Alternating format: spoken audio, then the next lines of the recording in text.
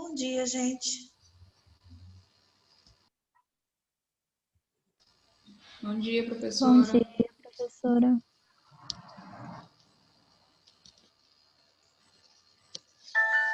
Vou esperar mais um pouquinho para o restante do pessoal chegar, tá bom?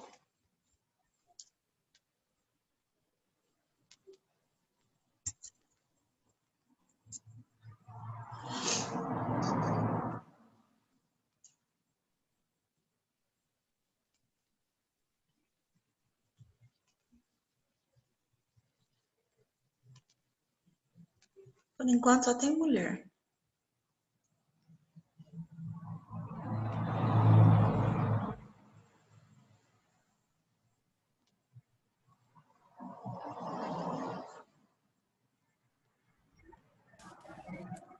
Só mulher mesmo. Lucia, Daiane, todo mundo que tá chegando é só mulher. Oi, a Daiane abriu a câmera dela hoje. Bom dia.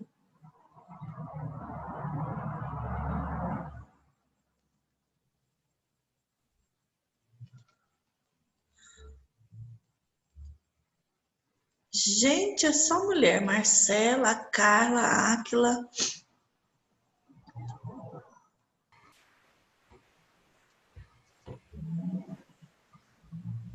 Vou dar aula assim. Bom dia, meninas.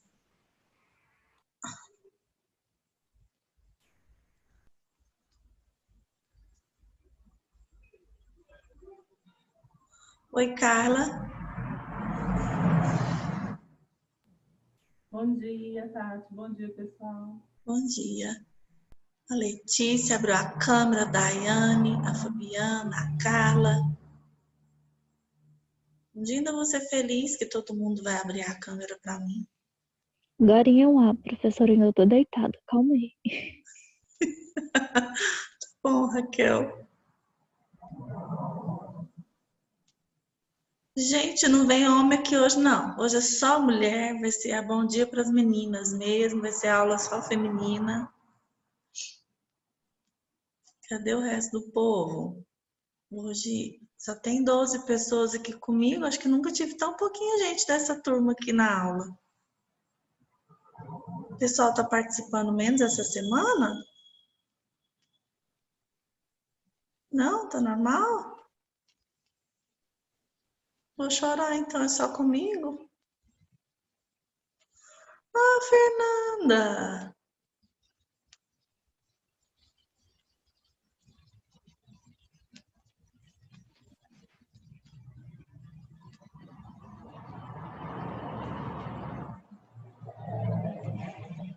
Fernanda, quanto tempo! Bom dia, Tati! Que saudade! Então, tudo bem? Tudo bem, e você? Tudo bem também. Você não estava podendo ver as aulas online ao vivo, né? Tá muito difícil aqui conciliar com o horário de atividades do meu filho e bom dia, Carla. Muito bom ver vocês também. E aí é muita coisa, porque aqui em casa são duas crianças, né? Então tem as atividades dele, tem as atividades da minha menina, tem trabalho, tem uma série de coisas. Essa quarentena, as mães estão... De parabéns. Que filho lindo. Quando ele crescer, eu vou casar com ele, tá? Ah, mas não vai, porque ele já falou que não vai casar. Ele é só da mamãe a vida inteira. Que mãe ciumenta. Eu aposto que foi a mãe dele que colocou isso na cabeça dele. O que você falou? Certeza. Eu vou ganhar dinheiro primeiro, gente. Depois eu vou casar. Tá vendo? Danilo tá Errado não salvando a pátria aqui hoje masculina, porque não tinha uma representação masculina até agora. Eu Eu falei, assisto as aulas gravadas, eu fico assim, ai, eu queria estar lá falando junto. eu queria dar palpite. Gente, é muito ruim isso, ficar vendo todo mundo falando, conversando. Eu fico, ai, é verdade. Ai, é mesmo. Aí eu fico, nossa, mas eu não vou lá. O que eu tô falando aqui, né? Isso porque você não vê o chat, amiga. Difícil, viu, gente? Difícil. É mesmo, Raquel, fora o chat, que fica muito interessante.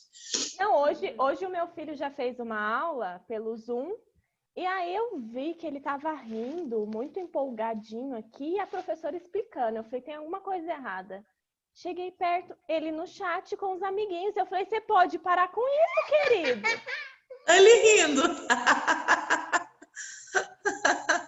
Acredita? Eu falei, pode parar já.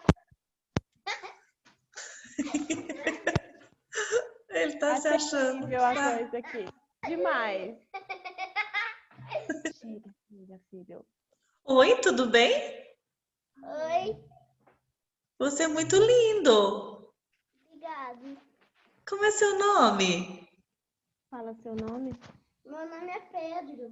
Pedro. Eu também tenho um Pedro. A risada dele. Agora termina sua liçãozinha aqui, tá? Ué, eu já aceitei todo mundo que tinha para aceitar, Luzia. A Valéria tá aqui já. A Luzia tá no chat falando para eu aceitar a Valéria, mas eu já aceitei. Não tem ninguém pedindo para entrar. Assim, o Guilherme tá tentando. Faz um tempão que tá girando ali, que ele tá tentando participar, mas ele não conseguiu ainda. Ó, o Mauro chegou. A Valéria também chegou. Não chegou nada, Valéria. Sua câmera tá desligada. Você que sempre abre. Eu não considero que você chegou enquanto você não mostrar sua cara. Então. Oi, Mauro. Oi, professora, bom dia. Bom dia. Eu tô achando bom você ter chegado para fazer companhia para o Danilo, que só tinha ele de homem na aula. O Guilherme está tentando entrar e não está conseguindo. Tá bom, Valéria, você tá comendo quando... Ai, que inveja, não deu tempo de eu comer. Eu acordei e vim ligar esse computador aqui, eu tô morrendo de fome. E hoje meu filho que faz café já foi trabalhar e não tá aqui. Foi beber água. Fazendo de conta que eu tô bebendo café, muito chique. Gente, hoje nós vamos falar do capítulo 16 do livro, que é sobre o desenvolvimento psicossocial da meia-idade. É um capítulo que tem muitas páginas, eu não vou dizer que é um capítulo grande, porque eu vou traduzir isso. Ele tem muitas páginas, mas na verdade tem muita coisa que a gente já conversou, outras coisas a gente só vai dar uma pontuadinha para todo mundo se lembrar. Por exemplo, quando a gente vai falar de namoro, de casamento, concubinato, é mais ou menos a mesma coisa do capítulo do adulto jovem, que existem vários estilos de vida. Nós vamos pontuar apenas algumas pequenas diferenças que pode ter entre uma idade e outra. Apesar de ter muitas páginas também, eu vou tentar me ater às partes que eu achar mais importante para poder conversar com vocês, para dar tempo da gente ter uma aula legal e todo mundo poder participar, ao invés de ficar correndo, tentando falar de todas as páginas, tá? Então, não é que não vai cair na prova o capítulo inteiro, não é isso. Mas a gente vai conversar sobre as partes mais importantes, mais interessantes, tá bom? Então, vamos lá. A primeira coisa que a gente tem que conversar hoje, que esse capítulo chama atenção para nós, é uma pergunta muito interessante e eu gostaria de fazê-la para vocês. Vocês acham que existe crise na meia-idade? E o que é isso, se existe? O que é crise na meia-idade? O que vocês acham? Pode abrir agora e falar. Vai, Fernanda, aproveita. Brincadeira. Eu penso muito quando fala no adulto intermediário, na meia-idade, nos meus pais, né? Isso. E aí eu vejo que... não sei se isso que seria a crise, mas eles ficam, como você falou naquela aula, que eles ficam no meio de duas gerações, dos pais deles e na nossa. Então, para eles, é como se eles tivessem uma certa dificuldade de flexibilizar, de abrir a mente para o que está acontecendo agora, porque eles também não querem abrir mão daquilo que eles aprenderam, da forma que eles foram criados e tal. Eu enfrento um pouco isso, por exemplo, na forma que eu crio os meus filhos, que é diferente da forma que eles aprenderam a criar. Então, para eles também é uma coisa difícil de entender. Existe esse conceito, sim, mas esse conceito não se aplica à crise da meia-idade. Esse conceito é o conceito de geração sanduíche, que a gente vai falar já já, que não é a mesma coisa das gerações atuais e que eu falei que está entre os pais e entre os filhos. Esse é o conceito de geração sanduíche. A crise da meia-idade, ela tem outro conceito. Valéria, são duas Valérias? Por que antes era Valéria Nobre e agora Valéria de Souza? É porque eu tava pelo celular, professora. Aí eu saí e entrei no notebook. Aí mudo o nome. Entendi. E achando que você vocês tinha viram casado, Valéria. Oi? Tanto que a Keila apareceu aqui. Casado. A Keila apareceu novinha. Vocês viram ela aparecendo novinha? Uma Keilinha apareceu ali. Eu acho que não é a Keila que está assistindo a aula, é a neta dela. Porque apareceu uma menininha ali agorinha, 2 vezes, abriu e fechou, a hora que a Fernanda estava falando. Olha lá, Keila. Você tem que ligar seu microfone. Não estou te ouvindo, Keila. Liga. Pois é. Ela entra toda hora que ela quer ver o que está acontecendo. Ela viu o filho da Fernanda, ela quer ouvir o que você está falando. É xereta mesmo. Ai, é bibica. É você, Keila. E eu tô ouvindo a aula, cuidando de neto. Olha aqui, que fofura. Tomou banho, tá se arrumando. Ai, que delícia, meu Deus do céu.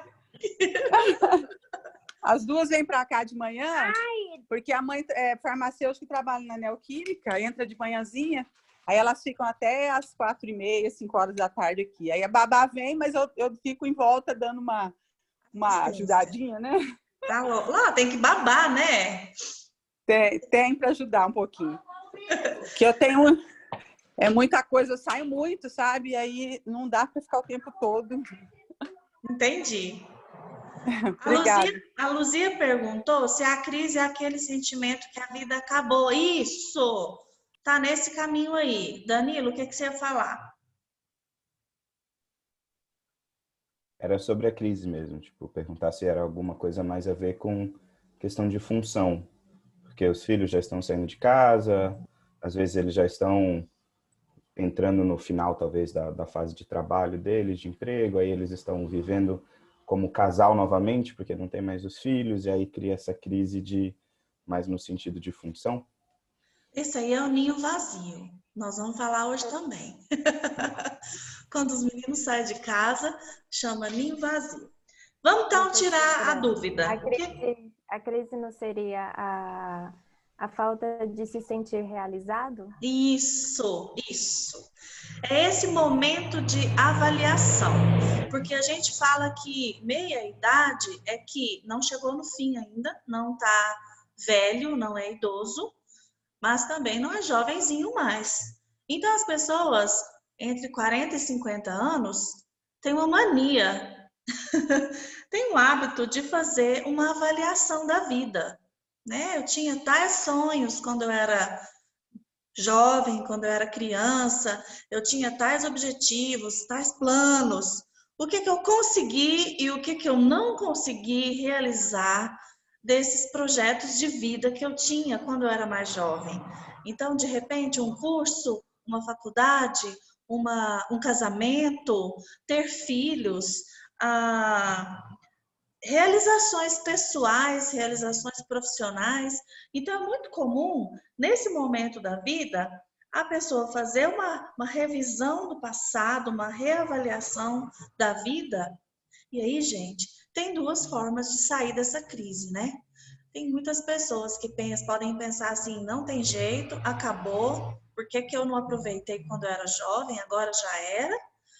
Tem gente que pensa assim, não, eu ainda estou super nova, estou no meio do caminho, vou começar agora. Então, tem mulher que resolve ser mãe aos 40, 45 anos, tem mulher Tem homem que resolve fazer uma faculdade com essa idade, tem outras pessoas que deixam um emprego onde é um empregado e abre um negócio próprio porque quer ser o dono de si, quer ser autônomo, né? Então, existem várias saídas para a crise da meia-idade. Porém, algumas pessoas saem de maneira negativa, outras pessoas querem se acomodar, que é estacionar, que é lamuriar, resmungar por aquilo que não conseguiu realizar. E tem outras pessoas que acabam pensando assim, não, eu vou conseguir, ainda dá tempo. Carla, você queria falar? Sim, era isso. Que, por exemplo, eu falo por mim, né? Talvez a gente pensa o seguinte, por exemplo, eu vou fazer 50 anos no ano que vem, uma data que para a gente acaba sendo uma data histórica, né? Poxa, eu vou fazer 50 anos, que legal. É algo até que eu espero, né? Animada e tudo, mas a gente pensa o seguinte, o que passou parece que é bem maior do que o que vem pela frente, né? Então, a gente tem menos tempo para poder realizar algumas coisas que não conseguiu realizar até aqui. Porém, às vezes a gente quer fazer certas coisas e o corpo não consegue alcançar aquilo que a nossa vontade quer.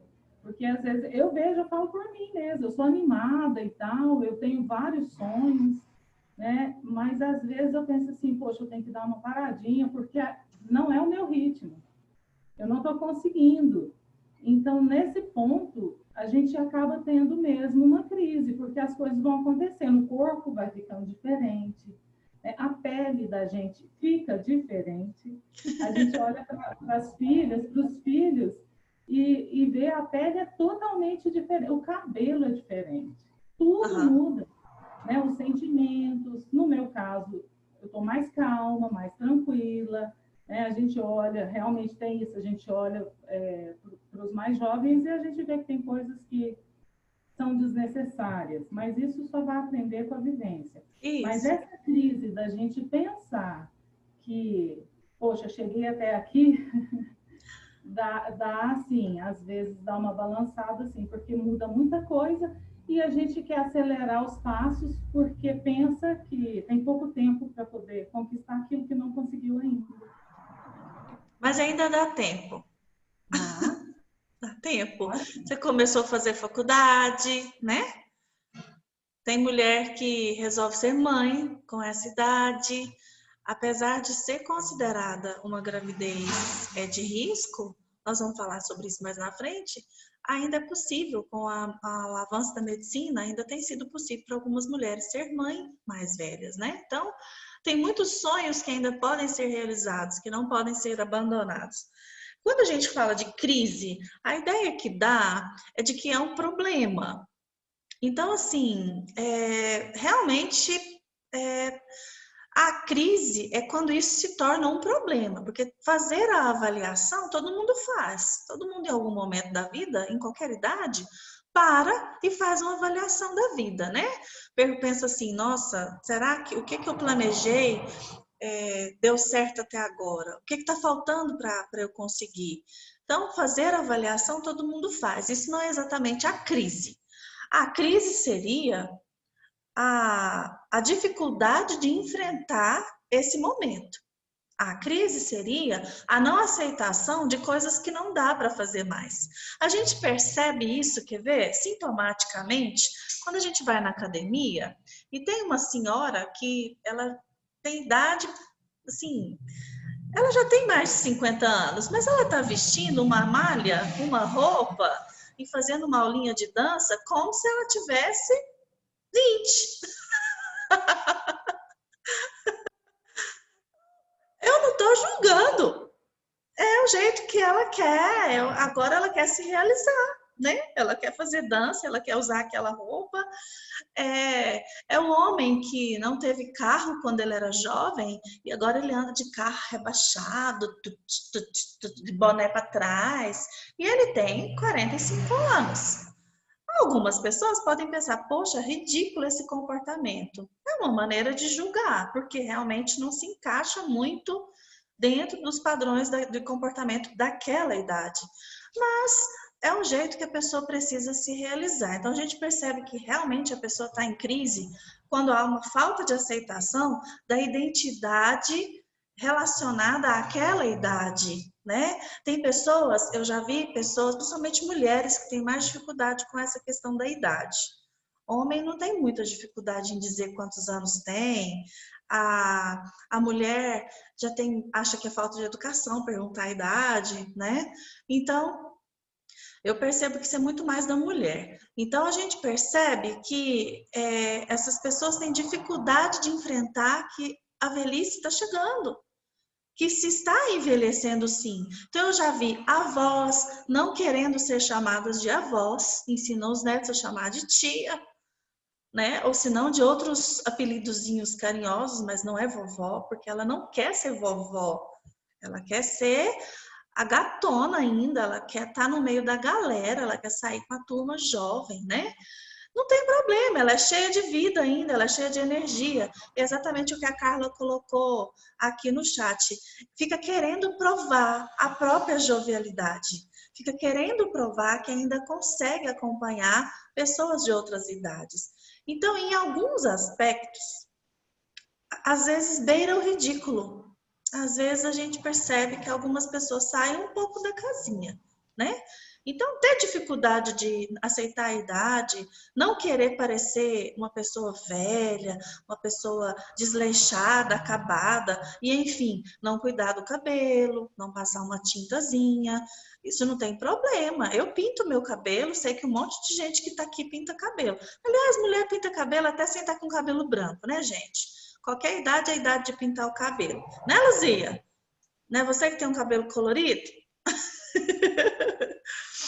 Então, a gente pinta, às vezes, para esconder o branquinho. Às vezes, a gente passa um cremezinho para aumentar o colágeno, porque, igual a Carla falou, a nossa pele não é a mesma coisa da pele de uma jovem. Falta colágeno. Nós lemos isso lá no capítulo anterior do desenvolvimento físico.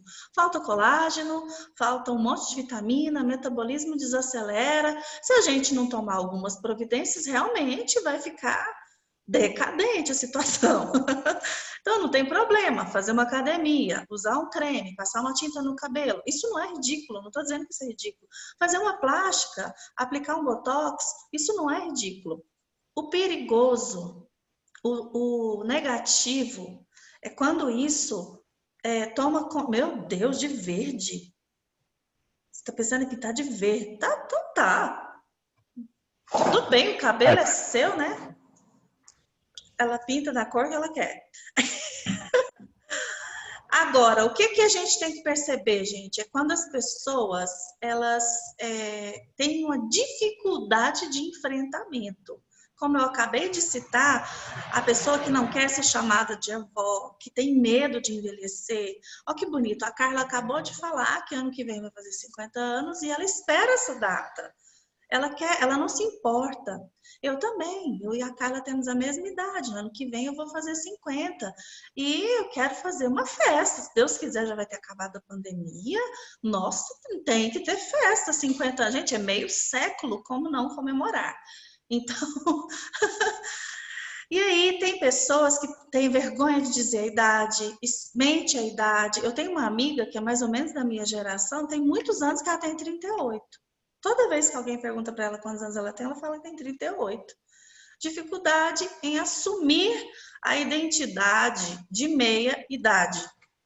Nossa, tudo com AD no final. Então, isso é crise, de novo, de meia idade. A ausência de assumir, né? Não consegue assumir a verdadeira identidade, as suas características. Então, aqui no livro... Oi, Mauro. E uma coisa que eu acho interessante também é que não se trata apenas, pelo menos na minha visão, do indivíduo quando ele faz essa escolha de não querer assumir a própria identidade. Porque uma coisa é verdade também, tem muita coisa assim que é colocada sobre as pessoas que tem a ver com papéis de gênero, sabe? Sim. Então, assim, coisas que a gente pré-estabelece que a gente quer que elas sejam, mas elas não necessariamente precisam ser. Mas, por exemplo, tem coisas que não são, na minha visão, que são naturais. Então, quando uma pessoa que já é idosa, ou quase idosa, uma pessoa que está na meia-idade, ela não quer assumir essa posição, ela deixa de ter o privilégio de ser, por exemplo, a pessoa que aconselha, a pessoa experiente, porque assim, o jovem tem muito aquela coisa, eu quero mudar o mundo, ele é inconsequente, ele é idealista. A pessoa da meia-idade, ela já viveu, não é que ela não acredite na vida, mas ela já é mais sóbria, ela Isso, sabe já assim, sabe que não calma. adianta brigar, tem coisa que a gente tem que aceitar, né? Pois é, e a Eu gente vou deixar perde para lá, isso. mas o Mauro falou que eu sou quase idosa. Eu não sei se vocês entenderam que ele falou isso. Uai, mas você que falou isso? Daqui uns 15 anos, velho. Oi. Ele fez a conta, daqui 15 anos eu vou ser idosa e ele já está me chamando de quase idosa. Ô, Mauro, Tati, isso vale 2 pontos a menos nessa nota. O ponto que você tinha ganhado tocando violão foi por água abaixo agora. Voltei a estaca zero. Tati, Oi, hoje em Fernanda. dia a gente vê muito essa cobrança em cima dos chamados 20 e poucos anos, né? Ah, porque você já casou, você já tem filho, você já se formou, você já fez isso, já fez aquilo. Uma cobrança muito grande em cima dessa geração. Isso pode fazer com que essa crise da meia-idade, de certa forma, comece a aparecer mais cedo, porque eu já vi pessoas de 30 e poucos anos que mentem a idade, que não assumem nem os 30 e poucos anos. Sim, A dificuldade por causa dessa cobrança muito grande de tudo que você já realizou. Eu, quando falei de entrar na faculdade, eu tenho 28. A minha mãe olhou para mim e falou assim, como assim? Você vai formar com mais de 30? Já passou essa fase para você. Eu tenho 28. Que absurdo, né? Olha, Fernanda, o nome crise de meia-idade, ele é específico dessa geração, de meia-idade, porque nós estamos falando de pessoas que estão com quase meio século. Pode fazer essa comparação que fica fácil de lembrar, tá? Então, idade intermediária é adulto de meia-idade, é aquele adulto que está no meio do caminho, ele não é jovem mais e ele não é velho ainda. Como disse o Mauro, ele é quase velho. Então, ele é meia-idade, ele está no meio do caminho. Agora, que existem algumas crises em outras idades, existem algumas dificuldades de identidade, de assumir maturidades. Em outras fases, existe sim. Há alguns jovens, tem adolescente que nem passa, eu falei lá no capítulo da adolescência, tem adolescente que parece que nem sente que foi adolescente, porque ele já trabalha, ele já ajuda no sustento da casa. Então, tem algumas pessoas que têm essas crises de identidade em outros momentos da vida, certo? Então, existem outras crises existenciais em outros momentos da vida. Mas quando a gente fala crise de meia-idade, é especificamente para o adulto intermediário, certo? E aí aqui no livro está falando exatamente... Oi? Eu tenho uma pergunta. Sempre que eu olho para o Brasil, eu penso assim que a gente não valoriza as pessoas mais velhas, né? As pessoas da terceira idade. E eu acho que essa falta de valorização da gente achar que uma pessoa, quando ela chega numa certa idade, ela não consegue fazer coisas, né? Ela não consegue mais ser produtiva, ela não consegue ser mais nada, ela não vale, ela é só uma coisinha ali, um brinquedinho que você deixa guardado. Acho que isso faz a gente pensar que quando a gente chega nos 30 anos, se a gente não fez muita coisa, a gente não vai fazer mais. Porque a gente já tá velho. E eu acho que isso atrapalha, essa falta de valorização da vida, entendeu? Você só é valorizado aqui se você estiver sendo adolescente até os 30 anos. Depois você não é mais valorizado. E eu acho que isso faz a pessoa sentir. Com certeza, Amanda. Se a gente for pensar, é uma questão cultural. A nossa identidade, ela passa por várias variáveis, ela tem algumas variáveis, alguns fatores que constroem a nossa identidade. E um desses fatores é o fator cultural. Se a gente for pensar no idoso, lá no Japão, ele é muito valorizado. Então, as pessoas, quanto mais velhas, mais felizes, mais realizadas elas se sentem. Então, sem dúvida, a gente passa por essa questão cultural, sim. Esse fator é um fator que conta. Agora, o que a gente precisa entender para fechar essa questão do assunto da meia-idade, né? É que aquele momento que eu estava falando agora há pouco, de que algumas pessoas utilizam essa crise para estagnar, para não conseguir mais avançar, e outras utilizam isso para realizar. Se eu faço uma avaliação, se até agora na minha vida eu não fiz determinada coisa, eu tenho duas opções. Ou eu vou fazer com mesmo com a idade maior, ou eu vou chorar porque eu não fiz. Então é uma questão de escolha. É uma questão de escolha, porque eu vou revisar, não fiz a faculdade. Então agora eu vou fazer. Agora os meus filhos já cresceram, eles não estão mais, né, em casa. Algumas pessoas podem pensar assim, eu não estou com muita ocupação, eu vou fazer uma faculdade. Beleza? Qual é o problema? Não tem problema. E aqui no livro está falando, inclusive, algumas mulheres que não tiveram filhos ainda e quando chegam próximos dos 40 anos, fazem essa revisão e resolvem perceber que está na hora de ter filho antes que seja tarde demais, antes que o relógio biológico as impeçam de ser mães. Keila, seu microfone está ligado. Eu queria falar, posso? Pode.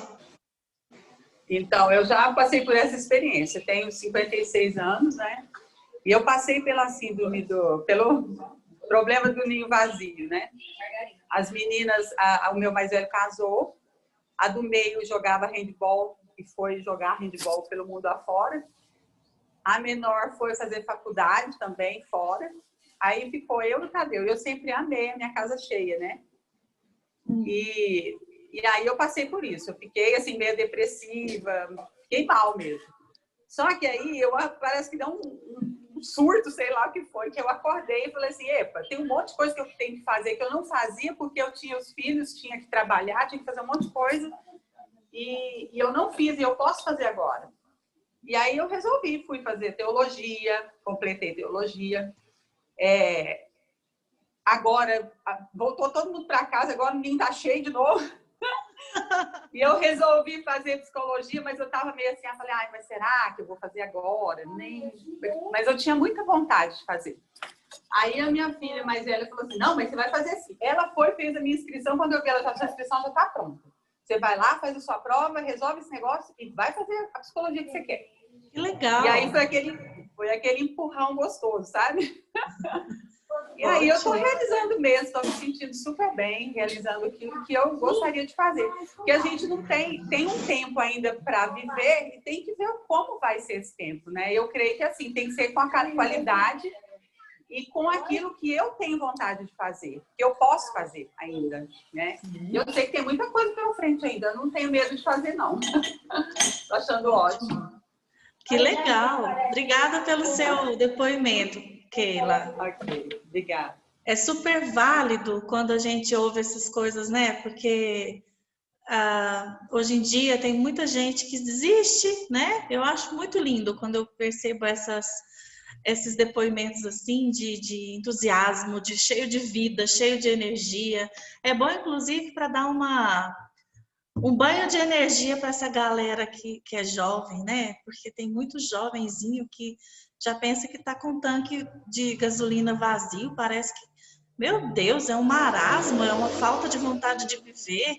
Então, quando eu vejo gente cheia de vontade de viver assim, com muitos planos ainda, isso é uma lição, né, gente? Vamos combinar que isso é uma lição. Sabe o que isso chama? É o pedacinho final aqui desse negócio da crise da meia-idade. Isso chama resiliência.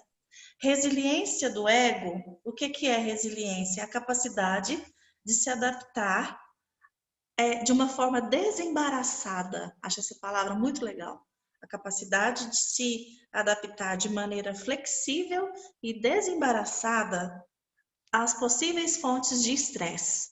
Estresse nós temos em qualquer idade. E eu falei para vocês no capítulo anterior que a idade que tem mais estresse é a meia-idade. E aí, não precisa preocupar, porque não tem só o estresse, tem também uma capacidade maior de resiliência. Então, é essa capacidade de resiliência que tem feito algumas pessoas conseguir atravessar a meia-idade e atravessar com sucesso, e atravessar de uma forma positiva. Por quê? Porque se todo mundo chegasse na meia-idade e já desistisse, nossa, que lições que o mundo teria, que esperança que os jovens teriam, né? Então, a gente percebe que a resiliência do ego é algo que aumenta na meia-idade. Por isso que muitos conseguem ultrapassar a crise de meia-idade de maneira positiva, como foi o depoimento tanto da Keila quanto da Carla. No livro está mostrando que algumas mulheres, como eu disse para vocês, principalmente as mulheres, mas hoje também os homens estão bem vaidosos e também estão fazendo parte desse nicho de mercado, que é nas clínicas de estética. As mulheres de classe média, em torno de 40 anos, elas estão tendo uma visão de que precisam manter a sua aparência mais jovem. Então, como eu disse, não estamos julgando ninguém. Quem quiser fazer alguma harmonização facial, faça. Principalmente se tiver dinheiro, né? Porque não basta querer, a gente tem que ter dinheiro para fazer. Então, o Botox antes era uma coisa muito cara, muito mais cara do que é hoje. Era uma coisa assim inacessível para muitas pessoas. E a popularidade dessas injeções da toxina botulínica, ela alcançou um nível maior. E um autor está dizendo que isso está mostrando que essas pessoas têm uma identidade que ele chama de identidade assimilativa. O que é a identidade assimilativa? A capacidade, o esforço de adaptar-se a novas experiências, não perdendo o seu autoconceito.